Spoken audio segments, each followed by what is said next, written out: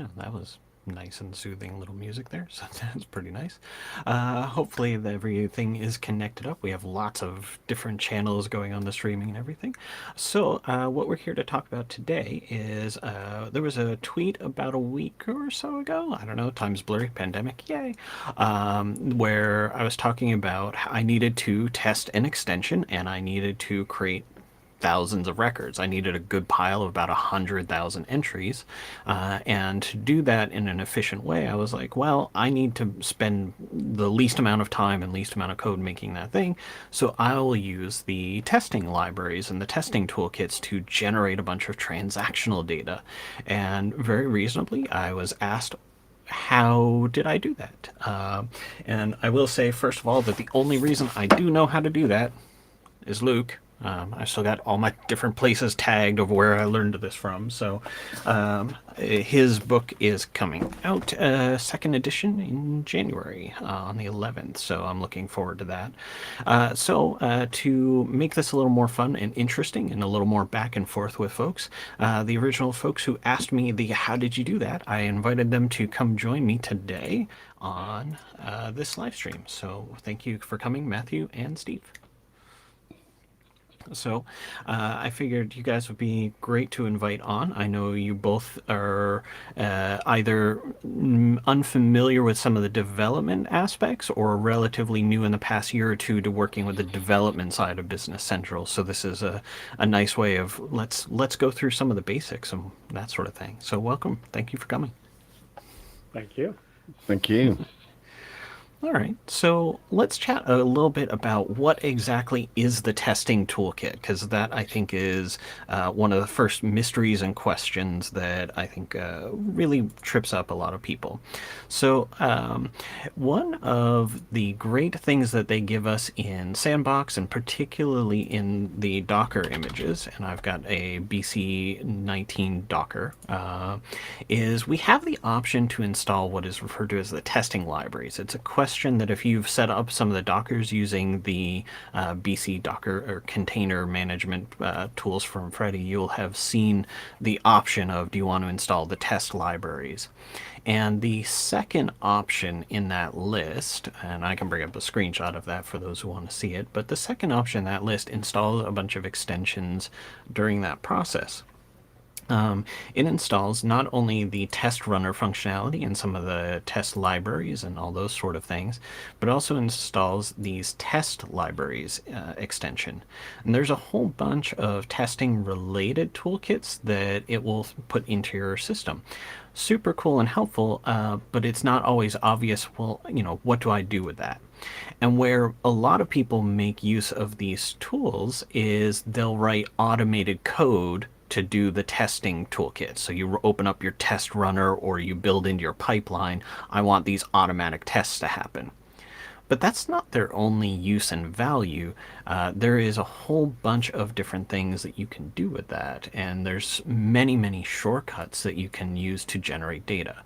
So your first stop when you're wanting to make use of starting to make use of the test libraries is you have to add to your test generation extension. And I've gone ahead and created a little test data generator extension, all the basics. There's nothing in it other than some basic settings like launch JSON against my Docker and some of the different settings. But you'll notice I have no dependencies. And the trick to using the test libraries is we need to depend on those test libraries. And it's not obvious what you need to do. If you ever need to chase up the ID and all the different things that you need to import that, if you come into the extension management and come to the test libraries and click on this, it'll show you that here's the name, here's the version, publisher, and the app ID. All of the things that you need to create the dependency. You guys might already know that, you might not already know that, but I figured it'd be good to talk about it. That's a good tip, by the way. Yes, for sure. Yeah, so it's not obvious when you're looking at it, especially when they're green installed, that these are actually links that you can click on and open up and see these details. What would be pretty cool is if there would be a nice little button here where we could copy that into the into our dependency tree in the right format, but we don't quite have that yet. So I've gone ahead and grabbed all of the dependencies that we'll need today for pretty much most of the testing code units, or extensions, just so that way I have lots of them, and it helps to keep the format. There we go. Okay, so what I've gone ahead and added into here is the test runner, which we're not going to use today, but that's typically what we would use for some of the automated testing tools. And then just in case we need them, I'm not sure the dependency structure between the test scenario, different test applications, so just bringing them all in. Our main thing that we need for today is this test libraries. So if you haven't installed your Docker with those testing toolkits, when you go to try to download symbols with these dependencies, and I set up two different scenario Dockers, one with the test libraries, one without. If I choose the one without the test libraries, it'll try to send the requests, and it'll give us a bunch of errors to let us know that those test libraries aren't available in the container I'm at. And that is usually the case when you're working with on-premise. The on-premise one doesn't have these installed by default usually as well. So I have a different Docker container that has all of these dependencies, and it should go zooming right along, and symbols have been downloaded. And that brought in all of these different application libraries. And in my case, I've downloaded from two different builds of Docker, so I've got a few duplicates. But our main thing is this test libraries. And if we take a look at this, I have an extension installed that lets me just click on the .app file and see all of the contents of that. So we can take a look and see in here is a whole host of these library code units: library sales, library random, library item tracking, purchase, utility. There's many different different extensions in here. Cash flow, journals. So almost every part of the system, there are these shortcut helpers. Timesheets, human resource, almost every part of the system, there's something in here, which is really powerful and really cool. And let's talk about why that is. In my case, what I was doing was I needed to create a whole ton of transactions in BC. So if we take a look at my demo environment, I had just grabbed the first 5 items in the list. I created a new location. I turned on the warehousing module, and I did a warehouse adjustment to bring all that stock in, because nothing makes data churn like the warehouse entry table, especially if you've done full pick and pack and put away. So the warehouse entries under all of these transactions was enormous. I did them one by one at a time. So what we're going to do today is we're going to do a similar sort of process where I'm going to take a few of these items, say maybe 3 of these conference bundles, and I'm going to adjust in some stock for them. And what we'll do is we'll create some orders for these to deplete those orders over time, because for whatever reason in our testing scenario, we need to be able to look at the item ledger entries of the items in question. So for our very first thing we'll try to do, and I'm not familiar enough with the with the Cronus data that I will probably get myself in trouble. Let's see, we'll use 1925W, and we're going to bring this into our main location, and we'll bring in 10,000 pieces, some big numbers, so that way we can churn through a bunch of them. Because after all, I want some stock. I want to see them coming in and out and all that fun stuff. So, and I think the 1953W is also going to be a bundle here. Nope. 29 and 65. Cool. So these will be our 3 for today that we'll use lots of. And we'll go ahead and enter some different amounts for those, so that way we get related value entries and all that fun stuff. So 55, 66, and 77. There we go. That way we can see some costing and all that sort of whatnot. And we'll just go ahead and post those. Hopefully that goes through. I believe main's a basic inventory location. So, yep, there we go. We now have one ledger entry for each item, which is not a great pile to test with. So, cool. All right. So our goals for today is we need to make a new code unit that will generate lots of orders for this. I typically will start these as a code unit so we can potentially run them as a job queue. And then if I want to have like user configurable settings, like how many orders should we make, I will make a page that connects up to that code unit, and that usually works pretty well. So let's make ourselves a generate orders code unit. Oh yeah, sure. And we'll grab. I'm not turning on ID Ninja for this particular extension. I'm okay with that. Wonderful new extension. If people watching this haven't tried that out yet, I strongly recommend it. It's great. So, okay, so I've got some settings in place that it'll give myself the nice prefix and make it the right name. So that's part of why I wasn't too picky about the tidying up there. Those of you watching who are devs, you know what I'm talking about. Prefixes are important in the app source world. Not that I'll ever publish this. So, for our starters, and I'm not going to go too crazy with typing things out. I did prep a few functions ahead of time, so that way we're not sitting here staring at me typing over and over again. So we're going to create a new procedure where we're going to take a variable that is how many do we want to post of orders to post. And we are also, because I'm a big fan of having feedback, I like to also have some global variables shortly, just copying and pasting them while I got them, of start time, end time, and run time. So that way, if I'm doing this manually in UI, we'll have that info. So I'm skipping over a lot of BC basics because the real meat of today is making sure that we've got the different things that we're doing. So what I did before was I had an item list, which is just this list type that I made myself a list format here to be lazy and easy about which items are involved. So that way I don't have to worry about it. I do love that primary keys are linked, but it does make copy and paste real hard. I don't know if you guys have had that sort of challenge that I'm fighting with on this one, but all the time. Yeah, so I'm hoping that they come up with a clever way. I don't have a good suggestion, but a cleverer way that I could make that then copy instead of. I miss copy cell. Yeah, just the right click and I want to copy this cell, but nope. So, all right, and 1965 W. There we go. Cool. So that's just going to be my basic.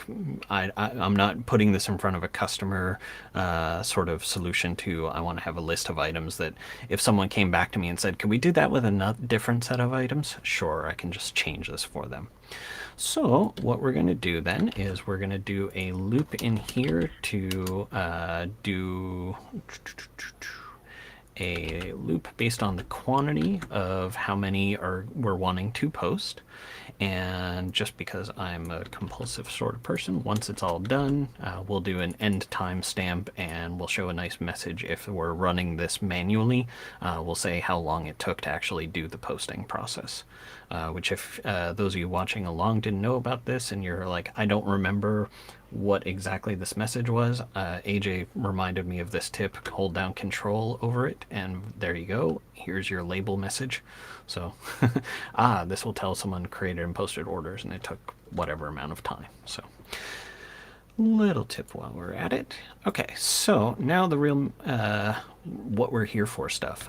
Whenever we're doing a big giant loop like this in a test environment, things are probably going to go wrong. An option that I like to do is every so often, I just need a big giant pile of data. If we hit an error, I don't want to lose the big giant pile of data I've done so far. So I'll do something silly like this at the end of my loop where I say, you know, every 100 records or so, throw down a commit. So that way, even if something blows up in the process, every once in a while it makes it a permanent change to my data set. Which is a nice thing if you do something silly like, oh, I don't know, fill up your transaction log and your SQL server croaks halfway through generating a big giant pile data set. This at least will get you some of that time back. You don't lose all of it. So, okay. Typically, whenever I'm doing a routine like this is the meat of things, but I want an action to happen. So what I really want to have happen right now is I want to create a sales order, and I want to create a set of lines for that sales order. So in this sort of linguistic framework, I'm a big fan of, I will typically write out everything that I want to do in comment first, and then create functions to match those comments, remove the comments afterwards, because then you have nice readable code. So here I've got create sales order and create sales lines. Pretty basic stuff. We'll use David's wonderful, I think his extension that'll give us the nice easy create these functions. So boop, there we go. We'll do var on those because we want to pass back the resulting sales headers and everything. And now here in these functions is where we're going to start using those testing coding libraries. So for our create sales order, we're going to use a library called library sales. So let's talk about what the heck is in here, because I think this is where a lot of people will run into, what does this library do? And let's go take a look at the definition of this. So if you open this up and scroll on down to the bottom, you'll see that it is a good giant chunk of like 1,500 lines of code of just stuff. There is a nice little extension called AlOutline, which we can use to real easy get a view of what's actually in this library object here. So let's take a look through this because these are cool. For example, we have create customer that we can call that will literally do exactly that. It creates a customer and it spits back a number. Or you can create customer and pass in a record and get back that customer record. And it will automatically go through a bunch of things where it will try to find payment methods. It'll try to find your posting group info. It'll try to find any VAT info for you that you might need.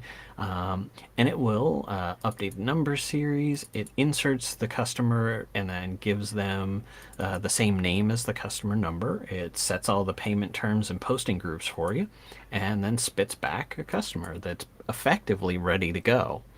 And you can do other fun stuff with that, like if you need to do a specific posting group, well, sure. There's different flavors of these customer calls. So maybe you're doing an elaborate tax setup and you need a particular VAT posting group to be involved in this customer. Well, here you go. Create a customer with VAT posting group. It does the exact same thing as the customer call. Create customer, passes that in, and then it just updates the VAT posting group to the one you want. So really cool stuff. And then it gets into, after all the customer stuff, we get into all the document stuff. So you can create a generic sales header, whatever you want. You pass in the sales header, and you can even say what document type and which customer is involved. Or they have shortcut ones where you can say, I just want to create a sales order or sales invoice for a given customer number. And you pass in your sales invoice or sales header and your customer header, and away you go. So we're going to make use of that. And in my case, I am going to do create orders. Let's see here. And I'm using create a sales order with location. In my previous test where I was using the full-on warehousing location, I had a full warehousing location. So I'll just change this to main so that I know that I'm using the warehouse where I adjusted all that stock in. And additionally, we're going to say we'll use customer number 10,000 because why not? It's Cronus. Good old Cronus. And there we go. That's it. It created a sales header. Nothing too fancy about that. And the next little fancy bit to use here is we just need to create the sales lines for the items that we want to use. Now up here, we had declared the items to use as a global variable and added these, so we have nice easy access to that inside of our create sales lines. So let's grab a snippet here from my side and just paste this in, talk through it. So questions so far about what we've done, by the way? Nope, it's good. Cool. I'm familiar with the test libraries, so I'll have questions later. Sounds good. And when I say questions, that also means any of you guys watching, I do have chat on, so I'll see them. And let's see, create sales lines then. Nice and easy stuff. We're going to say, okay, we're going to, for each item in item number to use, we will go ahead and create a sales line using the sales header that we are passed in. And this create sales line call takes parameter of type, so we can tell it that we want a sales line type of item.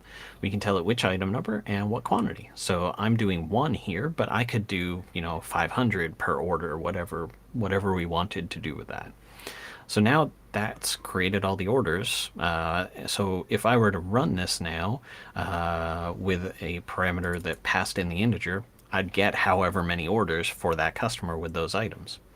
Don't have to think about it at all. And that's a tiny amount of code to be able to do all of those steps. But we also need to do some posting on that. Now, in my case scenario, I was doing warehousing, so I was also doing create warehouse shipments, and I was doing some different steps around creating the pics and posting the receipts and all that fun stuff. So typically a lot of environments will have stuff hooked up to a release. So I'll do a quick little procedure on releasing the order, because you don't know, maybe your customer environment that you're testing this in has a whole bunch of functionality that is hooked up to the release event, so it's probably a good idea to run that. And here we can just use the standard base release document. We don't have to do anything special test library wise. Now, I don't have anything in the hopper for my test code for non-warehousing posting. So let's chase down how do we then post ship and invoice sales order with the sales header. And there we go. And we'll create the procedure for that. It's still just mostly a stylistic habit thing. I like being able to read this step will do these actions, whether it be one little step or 10 lines of code. It's very clear exactly what's happening. There's no real limit to what we can do for function names, so let's be descriptive. So okay, so my guess in this case is that there's probably some helper functions in our sales library for posting, because there are some steps involved in the posting process that we don't want to have to figure out how to code that. And lo and behold, here's some posting routines. So let's see here. And there were actually release options too. So there is a release sales document. It literally does what exactly I just did, which is call the base underlying release functions. So that's fine. But let's do our post sales document. And you'll see here, it just takes a footprint of the sales header we want to post. And if we want to do ship, and if we want to do invoice, and it will spit back the code, and my guess is that that is the posted document number. If we look down here, yep, So whatever it's posting to, which I believe will end up being the shipping invoice number, rather. But that's fine. We don't need the return value, so we won't use it. So once again, our library sales is going to save the day here on this. So we'll grab that variable. We could absolutely make this a global variable because I'm using this over and over again. There's no advantage to it being local, except it's really easy to copy and paste this between objects. So sometimes I'll make things local variables. I'll make 6 of them because then they're highly mobile. Again, that's a style and preference thing. So we've got our library sales. And we can do post document. You can, for example, do post document in email, which is kind of neat. And you can do a few other batch postings and stuff like that. So we'll do a post document and we'll see our options and we'll grab sales header. And do we want to ship? Yep. We want to invoice? Yep. Here we go. So that's about it. I mean, most of this 80 lines is fluff. Realistically, if you were to ask me to write this as minimally as possible, I wouldn't do any progress bars. I wouldn't do a fancy list. I'd just call this function 3 times with those item numbers, and I wouldn't even make them separate functions. You could probably, in about 20 lines of code, bam, just go through, create, and post all those. And for sanity's sake, on whenever this runs, I'll set this to do the posting routine with 100 by default. And there we go. I could run that in a job queue and schedule that to run and then just walk away and not even think about it. And then separately, we can also create a test page that just calls this function with a parameter of however many would you like to make. And you could get fancy with it and pass in which customer number instead of just defaulting it, all sorts of different bits. So I hope that answers the core question that you guys had for, how are you using the testing tools. And the short answer is you don't have to use them in the context of a testing code unit. You can use them in real code units, which is pretty neat. I have many questions, but Matthew, you have any you want to start with? Oh God, this is yes, it's answered my question. I just wanted to know how you did it, and I was really hoping for it to be a much more straightforward answer, because as you know, I can't write any code. So every time I have a conversation with either of you guys, I go, oh, I have to start learning how to do this. This is a nightmare. So this kind of stuff's really useful because I find I just eat time setting up junk to mess around with, and it's painful doing it. Mm-hmm. And actually, I've now got some packages that I keep sort of in the background and go, just load that up. Just going to chuck these customers in because I know that they work and I know that this setup works. But what happens is if you've got a customer that's got a slightly funky posting setup, then that just fails and it's pointless. You end up working harder to try and set your test script up than you would otherwise. Whereas this would solve that problem because you can sort those variables out beforehand. Mm-hmm. So I'm regretting my misspent youth, really, of not learning this stuff earlier. Well, on the bright side, I didn't know any of this stuff about a year ago, so you didn't miss too much. Yeah. And also the fact that there are libraries that you can then use to reference in your code that's fantastically helpful. Absolutely, yeah. And that can be a great way. For example, if you're setting up a company for a customer and you're set up all the warehousing stuff, and you go, okay, I want to make sure that my setup is correct. So I want to post a receipt. I want to post a put away. I want to post a pick. I want to post the shipment. Yeah. I want to do a movement journal. You could code all that up into a code unit like this, or a code unit and page where you click the button, I want to test this. And in your environment, you could create a sandbox and deploy this into that. Or if you're on-prem, you could do a copy company and bring all that setup data into your test company, hit go, and make sure that you've got all your setup right. I've had that exact scenario today. in that it's my last freelance client who's now they're a client of the partner I work for, and I was on the phone to her earlier on today, and she's going, I need to create 3 more companies, and I said, oh well, I created, I think it was 18 months, 2 years ago for you. There was a template company, so we scrolled down the list of companies, and there it is at the bottom, ZZZ template, and I went, oh, let's have a look in there. I had a look in there, and it was fine, and I thought, yeah, that's good, and then I said, look, we'll copy it and create your new company. So we copied it, created the new company, and then she said, so is this just good to go? And I went, I've got a feeling that when you do a couple of test postings, it's going to chuck an error, and I can't remember if I corrected it or not. And of course, this would have saved me that problem. So, well, I left her with it to play with, and she's doubtless going to call me back tomorrow and go, what does this mean? And send me a little screenshot, and I'll be like, oh yeah, I didn't set up that posting group, and it needs to be set up properly.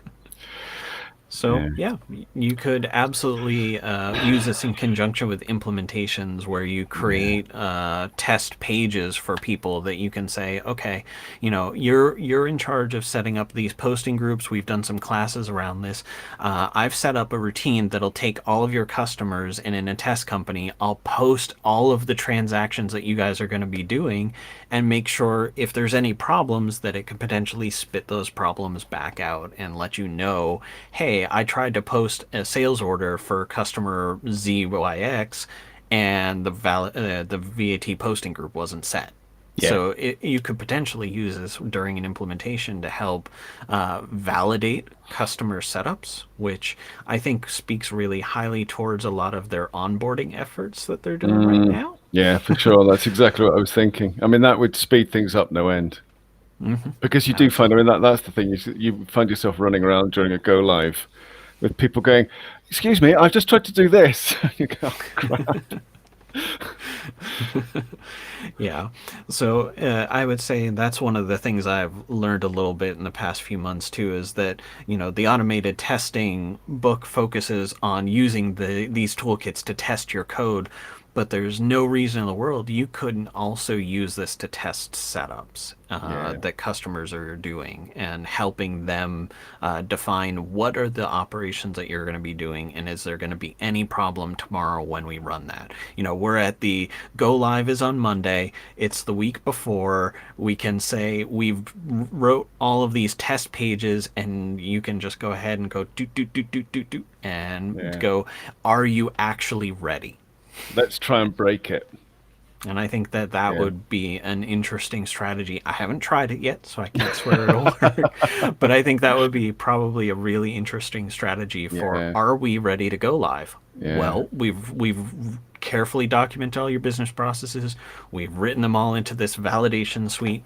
Hit go. Does it work? So that might be neat. Interesting idea. It's a good idea. I like that.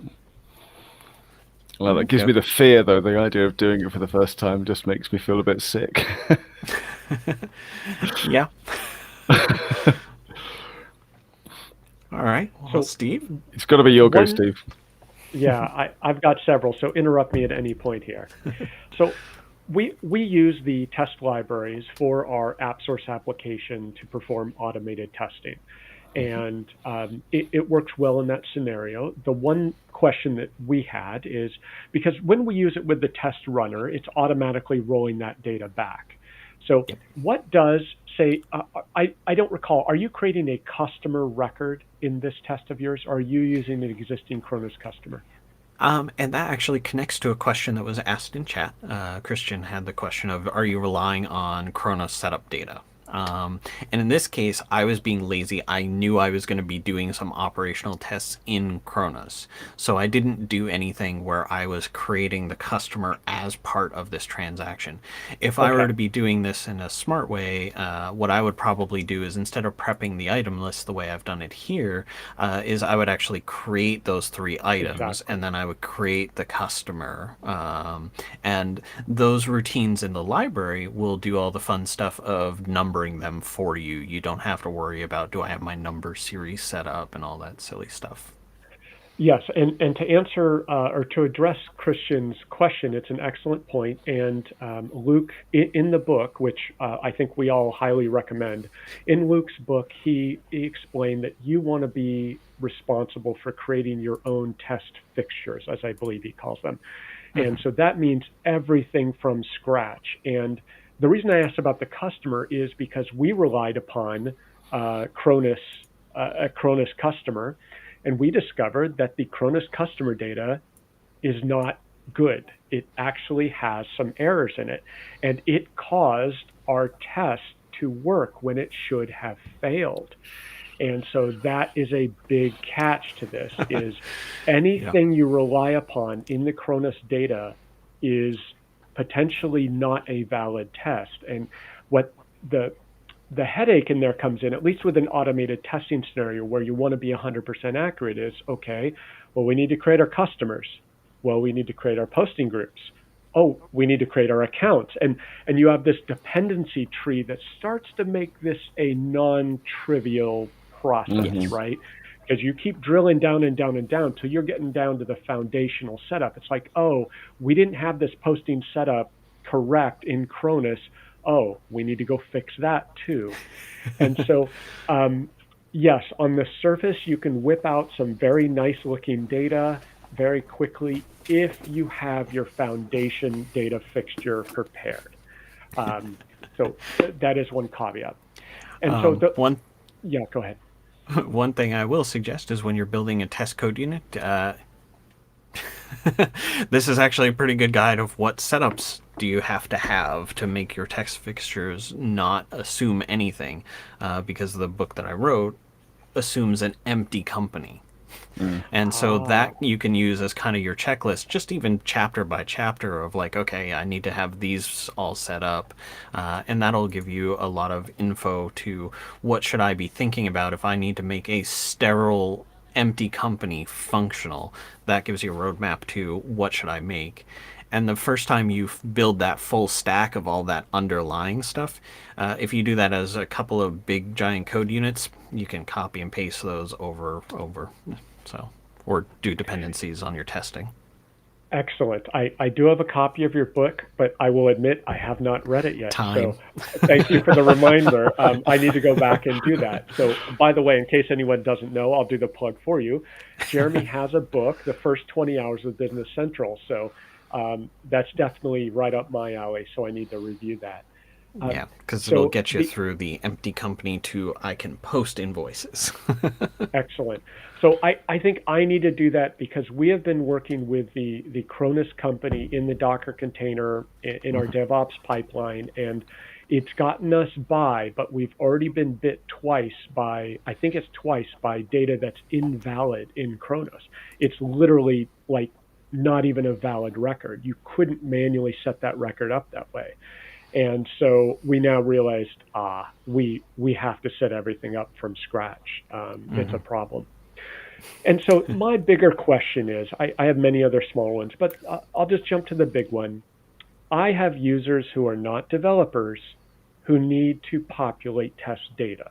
So we're building an app source app. Yep, we need 100 customers, we need 100 items, we need 1,000 orders, and what if one day this user who is not a developer says, well, I need these to be US customers.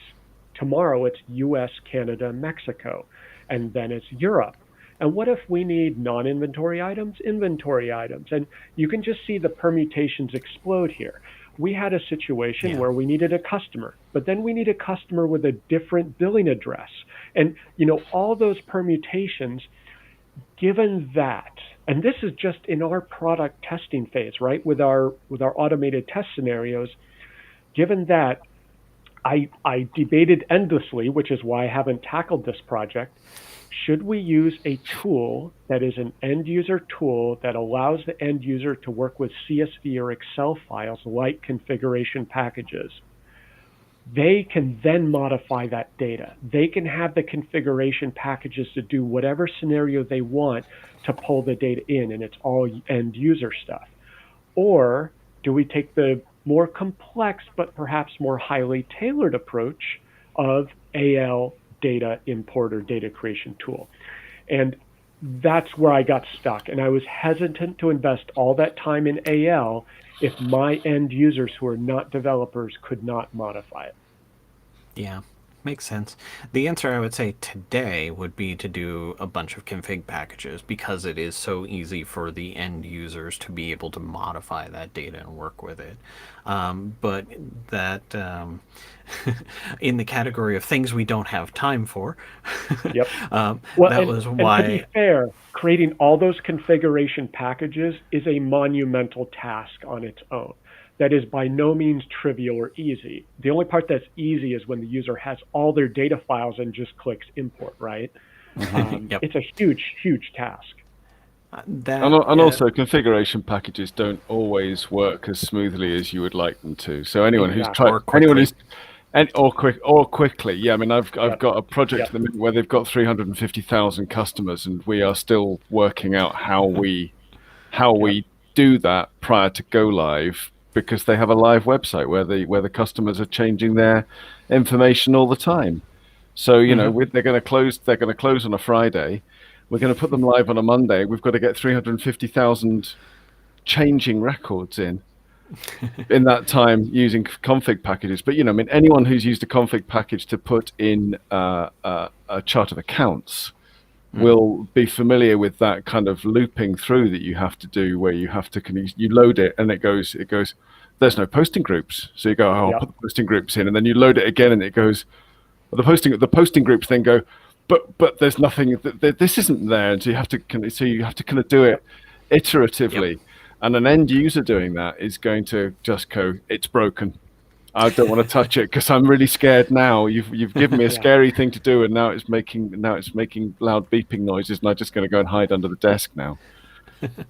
And I had mentioned earlier in the year one of the objectives that I really would have liked to have done, but unfortunately just time is challenging for sure, is I really would like to do an open source project to create Kronos companies that are generated Kronos companies. And the intention was always from the beginning to make those fully open source. They're a public GitHub repo to generate that, and that's that. And Steve, your experience is exactly why I wanted to do that. That Yeah, it's a great idea. that some way or another you could tweak some of the different settings that you needed. Like I needed this to work in a US1 database because, gosh, I need that 1099 code field filled in, versus I need to be Yep. over in the EU to have all the VAT fields and be able to run a VAT statement against it.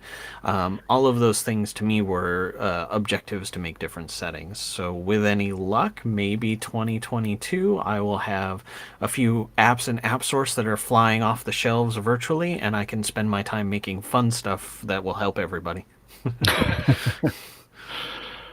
Yeah, it's a lot of work, and I do empathize with the Business Central team and every single Oh, ERP absolutely. package that has a test company, right? I mean, I don't think any package has a test company or sample data that is as complete or as accurate as we would want, right? So it is a very real challenge. Yeah.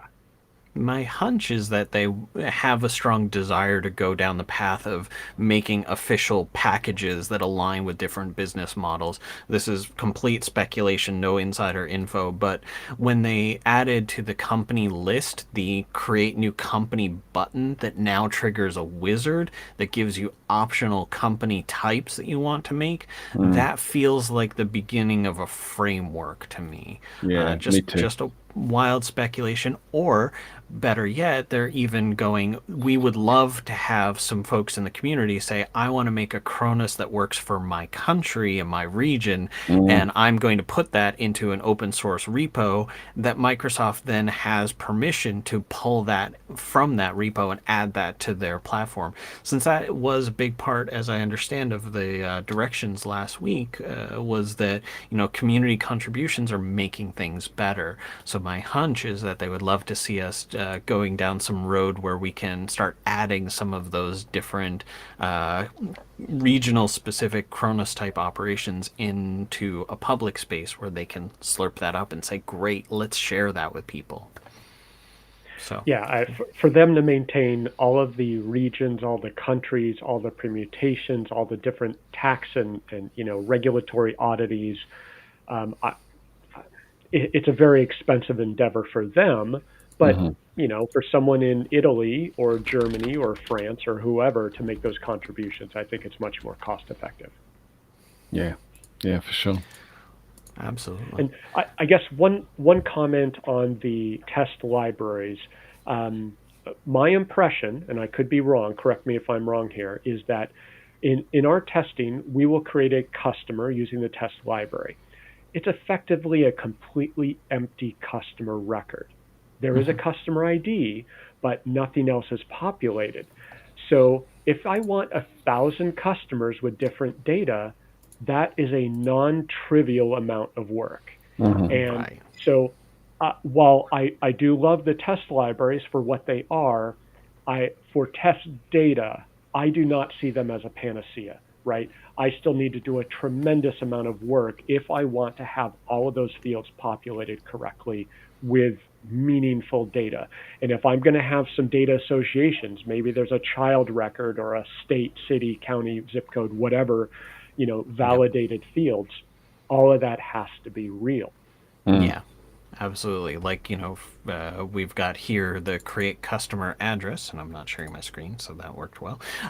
We have create customer address where you pass in the customer record, and it will provide some of those fields for you. So you're right. You have to know that there are some different things of, do I need the customer record to have address stuff?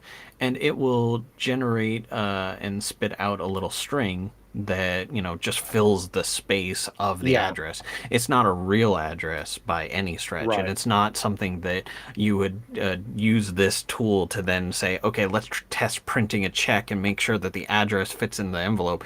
You wouldn't do that with this. Right. We For sure. can't do address validation for tax calculation purposes here. Yep. So, Absolutely. yeah. So yeah, no matter how good the test libraries are, there will definitely be a threshold of which past here it will not help you. And that's true of Yeah. any tool. So it's just good to know what those edges are. Yeah. Yeah. And so if I guess if I've been, like I said, I've been debating this back and forth. If I go down the AL tool road, and if you saw the live stream I did starting this project, I would want to have a page where a user, the default assumption is that this is a user accessible tool with a configuration page that exposes options for the user to make this happen. And because I want my non-developer team to be able to use this tool. Yeah. Absolutely. I mean, I think it's an interesting. I mean, the more I think about this, the more I think, an open source package is a set of packages is a really good idea. And actually, I think I may go and annoy people at my work and say, don't you think this is something that we should just do for ourselves? So we actually have an internal thing where we've got a dummy company, we've got a sandbox company that's just populated with just a whole bunch of stuff, and we can switch it between different kind of modes and modules. So we've got one that's set up with full warehousing, and one that's set up for manufacturing, and one that we've got a big construction extension that we sell. And so one that's set up with that, and one that's set up with the subscription billing extension that we sell. And I think it seems crazy that we're still looking at and Kronos has become a smaller and smaller and smaller data set as well. Because I remember my 2009 True. Kronos had a lot of customers and a lot of products, and all those bicycle parts. Where have they gone? I miss the bicycle parts. They're hiding under the desks. It's all sofas and desks now. It's very disappointing. Yeah, it is a much smaller data set. Yeah. I'll have to share. I had architected a 5 company structure that was kind of a group entity of different companies that have similar sort of business practices. That each of them had different parts of the system, and that was going to be my framework for creating a lot of the scenarios that would generate the test data. Do you need to show a customer how the project and resources jobs and things like that, how all of that flows together. Well, then you should use this company of those five. We've got test data for that. Because one of the things that they did do well by slimming down Kronos is they generally made it less confusing for customers to look at it when you're doing the demo. Yeah. So it's less. It was kind of because financials, manufacturing, and advanced warehousing, advanced logistics used to be separate pieces. They smushed all those Cronoses together, and it showed. Yeah, it did. Very much so. Yeah. Yeah. So the challenge now is that the data is easier to understand in demo, but it's also less relatable because now the customer is looking at it going, I don't do that style of business, so what does any of that mean to me? And that can be a real challenge for sure. Yeah, definitely. So, yeah, my thinking is that would be a really neat community project for 2022. I suspect everyone is already well booked into the end of the year and already starting to go. I'm pretty sure I can take a summer vacation next year. I think. Yeah, can we take some time off for the holidays, please? Yeah. Yeah, I've got side projects I want to work on. Right. Exactly. But yeah, so that would be a very fun thing to work on. I'll maybe look at sometime a little later this month. Maybe we can have fun brainstorming as a community over on the Discord server. Yeah, that's a good All of idea. you watchers are a part of that, right? I'll start up a channel on chatting about that and share that document of how I had spec'd out what those different entities were and how they would be used and everything like that. And I know Microsoft is generally these days really on board with community created content that helps out make things make more sense for people. So if we as a group are going to put together something next year that maybe solves a lot of these support testing and demonstration, and I need this toolkit to generate all of that framework of a project-based company, but none of the data, so I can just get started using project, they would probably be very happy with everyone involved in that project. So Yeah, that would be definitely. good. With regard to the test libraries, I don't have enough experience with it over a long enough period to know. Do you have a feel for how much maintenance you think it may require 18.4, 18.5, 1920 as new releases come out? Are we going to need to have a DevOps pipeline with automated testing for our test data generator? Short answer is probably. Probably Yep, should have a test yep, run on that, That's but a who guards the guards question, isn't it? a yep. little bit. And But so, go ahead. yeah, just a little thing I thought I would share. It's kind of fun to look back. When I was looking at 5 today, I wanted to bring this up as part of our conversation today. Back in 5.0, they used to have, and they've kind of kept it today, but not at all the same. They used to have this setup checklist, which what it was sequentially what are all the different things you should have set up in your system. So all of the number series stuff, all of the posting groups, all of the tariff info, and if you have tax info that you need to have come in, and it slowly worked you through all of the different steps, and eventually you start getting to customers and payment methods and terms. The order is not precisely the correct sequence, but when it's an ERP system, the setup's pretty lengthy. So I almost would imagine that something like this as part of that toolkit where you have all the different setup tables that are things that a user might need to adjust settings on. You have these setup checklists that say, okay, are you just going to use the default like Cronus community edition posting groups, or do you want to define your own? And you could flag off, on this one I want to use the default ones, and on this one I want to import some custom ones, and be able to import maybe just data for each of those steps and tweak just okay, I'm going to use the default posting groups, but I want to create my own customers from sample data the customer gave me, and use those posting groups. So So almost like a wizard. Yeah, I like that. yep. So some fun ideas around that. But I like that. I didn't know that was in 5, and I'm going to go and poke around now and see if I can find it, because that's actually quite a valuable thing. yeah, it was one of the things that I missed a lot that we did lose over time. That also, from this, you could choose to copy specific data over from other companies. So, for example, if I wanted to Yeah. copy from Kronos Canada to Kronos USA, I Mm, could choose some of the data that I haven't set up yet. It would give me a list of all of those different setups that are in that alternate company. I mhm. had a customer that had over 100 companies in their database, and they would set up probably 2 to 10 every year. And this was a very valuable system for them to Yeah. rapidly generate new companies because that's just what they needed to do for their line of business. And I think for companies like that, I think we lose business to F&O because we can't do that kind of static data synchronization that some companies require. So if you've got 30 companies in your database and you want them all to have the same chart of accounts, it's going to diverge really quickly unless you're policing it really thoroughly. Without there being some kind of functionality that enables you to merge those things. There are things you can buy off the shelf, I think. I would say that there are some easy ways to accomplish that with events now, because you can trigger code units to run in the background in other companies. So, for example, Ah, I've done customizations for people who needed to receive cash for 5 different entities in one payment and apply them to all of those different companies in oh, one nice. transaction. Yeah.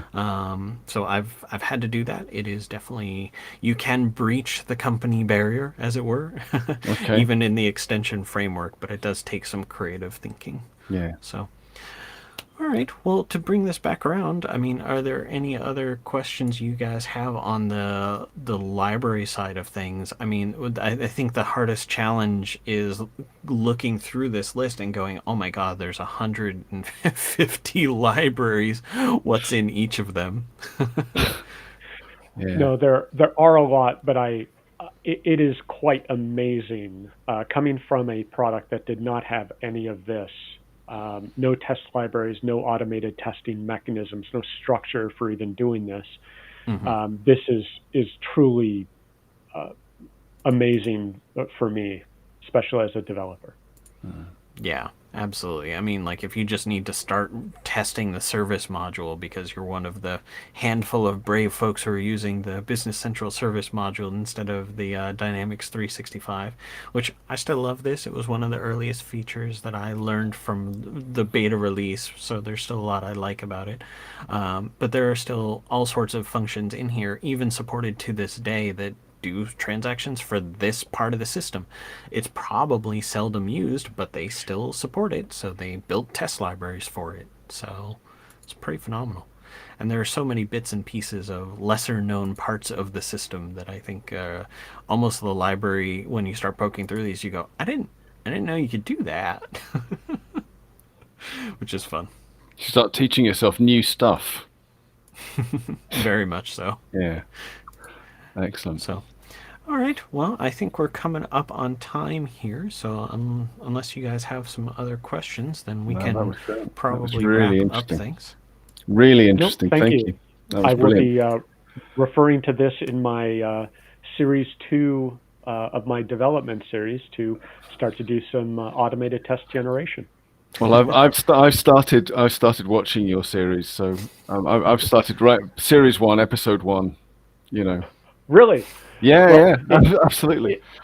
if you want, I have always wondered if we could grab a few non-developers and get them to write Business Central code. And I have a couple other people in mind. And personally, I think once you get past all the setup stuff, Hmm. all the foundation and dev environment, all that just the Yeah, dependencies, that's what's brutal. Once yeah. you get past that and you have this working dev environment, Business Central code is like the basics is remarkably easy. It Hmm. is, I can tell you, it is vastly easier than .NET. Absolutely, no question. Yeah. Absolutely. I'm working on a pretty big project right now that, I needed some help on it just because of the number of hours it takes. If I give someone an Excel file that's got, a list of 100 tables and like each of those has 50 fields, that's something that a non-developer, you can, as long as you get them over that development hurdle, you can get them helping you as a senior developer making all those tables and pages in the right way Mm. Yep. in probably only a week or two. And once they've got all that practice down, it becomes so much easier that when you do start giving them a little bit harder of work, okay, now I'd like you to make some functions that do a couple of things. Here's what you need to do. They've got a bunch of experience building those basic objects. You've overcome some of the hurdles of the how do I compile, how do I check in code, and that sort of thing. So, Yep. I think it's really interesting because I think I've said this to both of you that I remember the days where you could go into Object Designer and add a field in that wasn't immediately accessible to the user if they needed it. So if there was a description to field that wasn't available to them in their choose fields function, you could add that in, and now it's harder to do that. And it kind of frustrates me because there's a real shortage of developers, particularly at the minute. And there's a whole bunch of us functional guys out there who've got, pretty wide experience, but we're now sat there going, well, we used to be able to do some of this stuff and we can't. So the developers, seems like there are fewer developers, but they've got to do more stuff. And that seems very unfair to me. So that's really part of the reason why I want to learn this. That and trying to get this wretched Power App I'm experimenting with to actually work. instead of be a disastrous car crash, which is what it is at the minute. I think as things mature, some alternative options will become available. So, for instance, adding a field on a page, Eric Hogard made his simple object designer tool, which I'm a developer, and I would tell any customer if they want 3 fields on 3 pages, I do not want that project. They should No. go get simple object designer, because the last thing any developer wants to do is do one customization with one field on 3 different pages, Yeah. because we have to maintain that. There's Yeah. just no value there. And so if a tool can allow a user to do that, Yeah. fantastic. Yeah. Yep. Yeah, I think that's the thing I don't really understand at the minute between the difference between personalized and design on BC. I sort of think, It's a critical distinction, boy. is it? Yeah. It is. You can get Okay. yourself in trouble. I've Yeah. heard some MVPs have some choice words about design, but I tell people design is a great tool in Sandbox for rapidly prototyping extensions, Absolutely. and then having a developer stitch together your hard effort into a fully proper tested compiled extension. That's a great use for it. But as Yeah. far as production system, I shut design off because Yeah. it's No. I mean, absolutely. Yeah. It shouldn't be there, really, I think. But Yep. yeah. but it's fantastic for Sandbox. So, Yeah. Yeah. okay. Well, that Okay. brings us to Well, about thank an you. hour. And I appreciate you guys spending the time with us this evening. All those Always of a you watching pleasure. along. And yeah, so hopefully we'll have a few more of these over time. I'm always game for, like Matthew did earlier today on Twitter. He asked a question of how the heck am I supposed to figure this out in 5.0? I'm a BC person. It's a lot of fun to just answer one-off questions, and sometimes they lead to great sessions like this that, a lot of people will want the answers to the questions you're asking too. So, all right. Well, then Superb. appreciate everyone for joining in, and thanks for watching. Thanks for hosting.